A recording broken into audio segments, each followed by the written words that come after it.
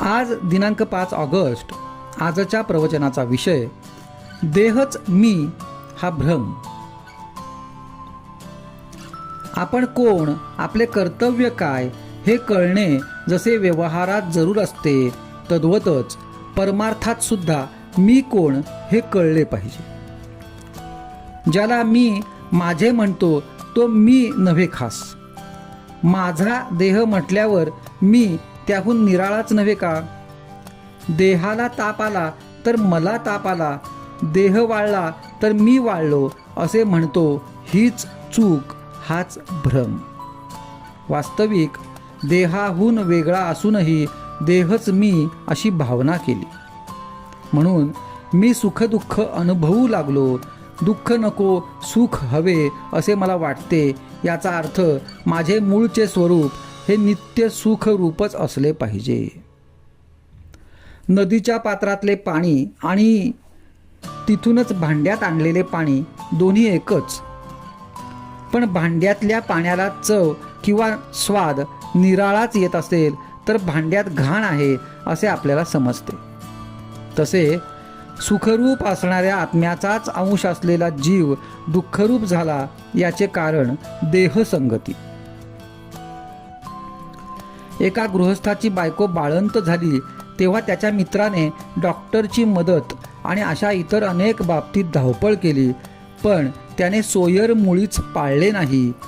त्या मित्राप्रमाणे आपण देहाबाबत वागले पाहिजे. एखादे झाड काढायचे असेल आणि ते पुन्हा वाढू नये अशी इच्छा असली तर त्याची पालवी वरवर खुडून काम होत नाही.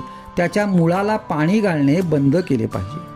तद्वतच संसाररूपी वृक्षाला आम्ही अभिमानाचे पाणी वारंवार घातल्यामुळे तो इतका फोफावला आहे, तो अभिमान नष्ट केला पाहिजे. मी कर्म केले हा भ्रम टाकून दिला पाहिजे. खरा करता ईश्वर असताना जीव विनाकारणच मी करता असे मानतो. कर्तृत्व आपल्याकडे घेतल्यामुळे जीव सुखदुःख भोगतो. तेव्हा मी करता नसून राम करता ही भावना वाढविणे हीच खरी उपासना होय. आपल्या आयुष्यात ज्या गोष्टी घडतात त्या सर्व भगवंताच्या इच्छेनेच घडतात अशी पूर्ण खात्री झाली की मग सुखदुःख उरत नाही. ज्याची खरी अशी निष्ठा आहे त्याचे तेज काही निराळेच असते. अशा माणसाला अचल समाधान लाभते. किंबहुना हेच साधुत्वाचे मुख्य लक्षण जाणावे. हे आपल्या अंगी यावे म्हणून साधनाची सर्व खटपट असते.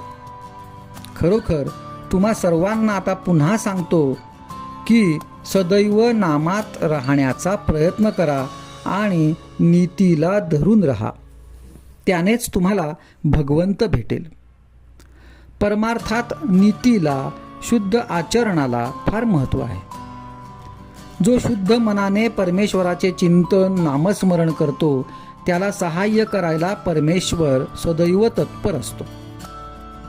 आपण त्या परमेश्वराला शरण जाऊन त्याच्या नामाचे प्रेम मागूया.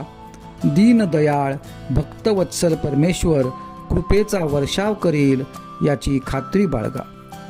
आजचा सुविचार: नामस्मरण समजून करावे.